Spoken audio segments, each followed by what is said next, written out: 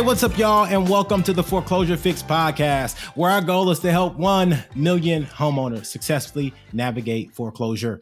I'm your host, DJ Olojo, and if this mission resonates with you, please do us a favor, like, subscribe, or share the podcast with someone you know who may benefit from the content we are providing. I am looking forward to today's podcast because we are diving deep into the mindset you need to have when you're in foreclosure. In particular, we are talking about being seasonally selfish. Yes, you heard me say it. I said selfish. I didn't say be selfish forever, but I said be seasonally selfish. And so in a previous podcast, we talked about the 5 things you need to do when you get a demand letter or when you get that sheriff knocking at your door saying, hey, you have been served. Right. And just to recalibrate and just to kind of catch you up, if you didn't hear that podcast, the 5 things you need to do are 1, open the mail. Right. It seems like a simple concept, but a lot of people get tripped up because they don't open the mail. It's mail piling up, bills piling up. They stop opening it. So the first thing you need to do is open the mail. The second thing is process your emotions. Foreclosure is an emotional situation. And we're going to dive more into that today. So I'll leave it there, but just keep in mind, you have to process your emotions. Number 3 is verify the documents are legitimate. There are tons of scams going on in today's society, and you need to make sure that the documents you're receiving are legitimate. Number 4 is contact your loan servicer or the attorney who provided you the documents. And number 5 is make a plan and get help, right? So that's a recap of a previous podcast episode we did of the 5 steps you need to take. You can feel free to click the link below and check out that podcast if you did not hear it. But today we're talking about your emotions and what you do with those emotions and how to process those emotions. And one of the concepts that I want to dive into is a concept I have coined called being seasonally selfish. In our culture, we are taught that being selfish is bad. And I am a believer that it is better to give than to receive, and that being generous is definitely a gateway to receive more blessings, right? So don't misconstrue what I'm saying, and don't turn me off now because you're saying, hey, what this guy is saying is not for me. No, I'm saying that when you're in a traumatic situation, when you are going through foreclosure, when you are facing financial difficulties, when bills are mounting up and your back is against the wall and you feel stressed out, that is a time that you can be selfish. And it's not being selfish forever. It's being selfish for a season. So my definition of being seasonally selfish is focusing only on your problems for a specific period of time. I'm going to repeat that so you can really understand what I'm saying. I'm saying that you are focusing only on your problems for a specific period of time. I want you to think about it like this. If you think about an athlete, when an athlete gets injured from their sport and they want to get back and go play the next week, right? They stand the chance to do more damage to their bodies and permanently take them away from the sport they love if they don't rehab, if they don't take a few games off, or maybe even a season off to rehabilitate themselves. And that's the same thing I want you to think about, and the same thing I want you to do if you're in a financial situation that is stressful. If you're facing foreclosure, you may need to be seasonally selfish. And so what does that look like? What does that entail? How do you become seasonally selfish? There are really key 3 steps to being seasonally selfish. And the way you have to look at this is that you are doing what's best for you during a difficult time period. So the first thing I want you to do is lose your ego. I'm going to repeat that because it's important. I need you to lose your ego. A lot of us are used to being the saviors. A lot of us are in the financial situations we're in because we have a bravado. We have a pretense of how our financial situations look. We drive the newest cars. We live in the nicest houses, or everybody comes to get their problem solved. And so we like that. We like feeling like, hey, we have made it. For some of us, we are the first ones in our family to own a home. We are the first ones to achieve that American dream of home ownership. And saying that, hey, I'm in a financial situation that's tough. I'm having stress financially as well. Saying that messes up that ego, messes up that bravado, messes up that shield that we've put up, and that pretense that we put up for people. And this financial situation could be something that's new to us, right? It doesn't have to be something that's ongoing. It could be, oh, we just lost our job, or, oh, we just had a health situation. And let me reiterate, if you're in a tough financial position or you are facing foreclosure, it's not a bad thing. It's only a bad thing if you do nothing about it. And that's the real important thing. Hey, we all go through ups and downs in our lives. No one's life is perfect. And you need to know that just because you are in a situation where you may have a little blimp on your financial scorecard, or you may miss some payments, that does not mean life is over. And so you are not a bad person if you're going through foreclosure.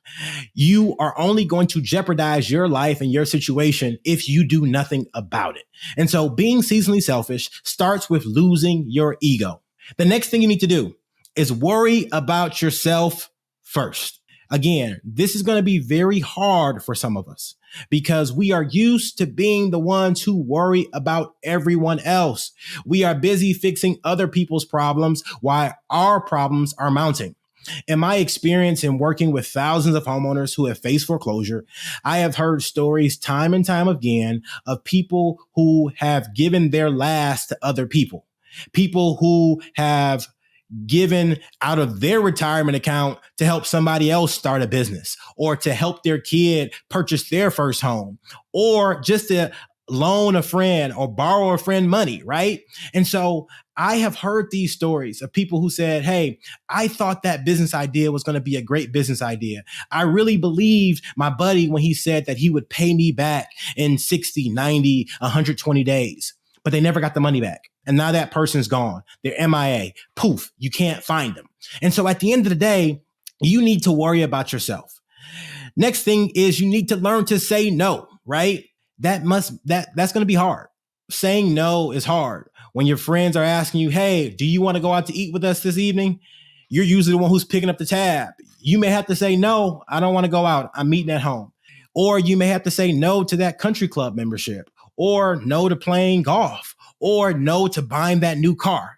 At the end of the day, you will have to say no more than you say yes. But what you're saying no to is you're saying no to all this other stuff, and you're saying, yes, I want to keep my home. You're saying no to all the other drama and all the other stuff that comes along with being out and being the person who's in charge, and saying yes to saying, I want a place that's secure. I want to keep my home. I want to save my house. And so keep that in mind, is that the 3 steps to be seasonally selfish are: 1, losing your ego; 2, worrying about yourself first; and 3, saying no. The other bonus that I want to throw in for you about being seasonally selfish is that you don't need to put a timeline on how long you will be seasonally selfish. Let me reiterate that. You don't need to put a timeline on how long it's going to take you to get out of whatever situation you're in. It could be a couple days. It could be a couple weeks. It could be a couple months. It could be a couple years. It does not matter. What matters is that you take the time to rehabilitate your own situation, so that way you can step back on in the game, that you can get back to doing what you do and adding value to your team and to your family. The other thing that you need to remember is that the people who love you the most will respect your decision, because the people who love you the most don't want something from you. They want something for you. And if you forget that, and you get upset because you may lose some friends, or people may say, oh, you're acting different now, or whatever else may be the case, the people who love you the most don't want something from you. They want something for you. And that's a better life. And that's not to be stressed out with financial issues. That's to keep your home, to enjoy your home, and to be safe, right? And so keep all that in mind. So you need to know and understand and learn how to be seasonally selfish when you are experiencing foreclosure. The other thing I want to hop into, and it goes in the same vein of being seasonally selfish. Some of you all may be like me and have federally backed student loans. Student loan interest on these loans starts back September 1st, and your first payment will be due October. And so by the time this podcast comes out, we'll probably be a couple weeks away from when your first payment is due. I'll be honest with you. We haven't had to pay these loans in 3 years.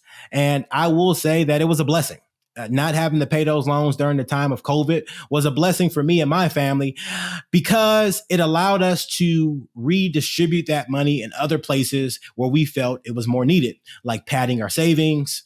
I'll be honest with you, going out, eating out a little bit more, taking a couple extra trips. See, my wife, I love her to death, but she has a lot of student loans. And so since she has them, I have them. We have a lot of student loans.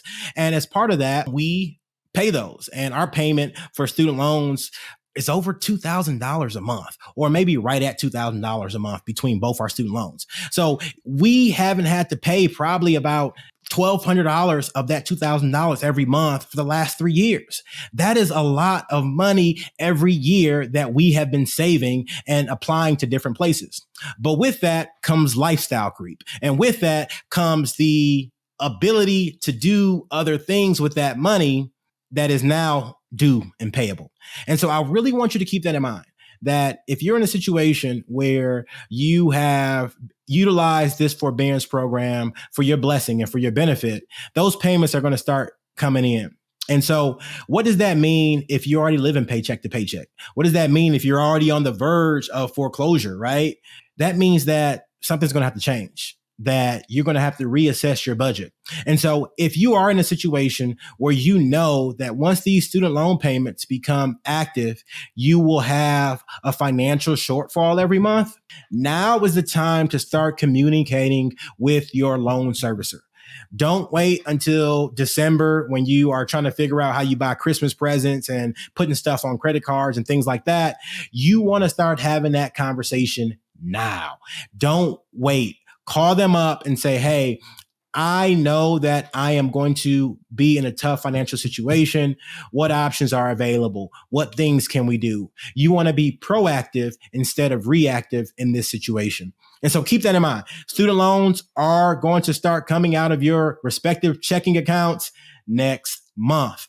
Also, if you do not know how to pay your student loans or you still need additional time, please call your student loan servicer. It's really, really important that you don't delay and that you communicate with these different entities to help maximize your options and prevent bad things from happening to your credit and to your ultimate financial situation. So with that, I want to go into our bow tie round.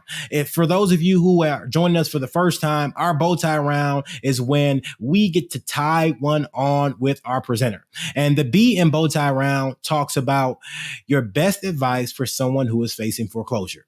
The O in the bow tie round talks about one thing that you are grateful for. And the W talks about your wildest or most interesting foreclosure related story.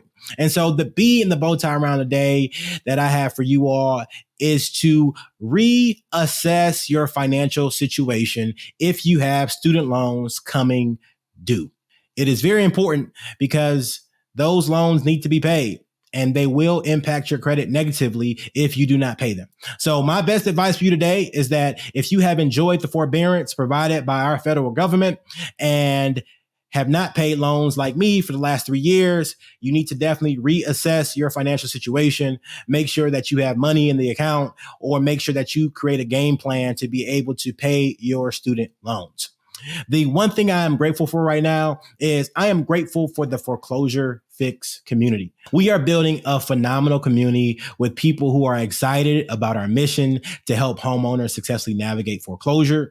And we also are excited about helping homeowners get out of a difficult financial season. And so if you have not already, please check out the Foreclosure Fix website, sign up for our newsletter, and stay connected to what we're doing. It is going to be a phenomenal journey, and I really want you all to stay connected and locked in. Our wildest or most interesting foreclosure related story this week comes from a homeowner who we recently completed a modification for. And so this homeowner had not had to pay a second mortgage for maybe over 6 or 7 years. She went through some health issues and went through a really difficult season. And during that time, she modified her first mortgage. And it was her understanding that both the first mortgage and the second mortgage were modified at the same time. So she thought that she was paying for both her first mortgage and her second mortgage with the one payment she was making every month. So she was updated on her payments. She knew exactly what she was doing. She took the right steps. And so when the new loan servicer reached out to her and told her, hey, you owe this money, she was befuddled. She was dumbfounded because she thought that she was doing all the right things. And so these are the steps she took in that scenario.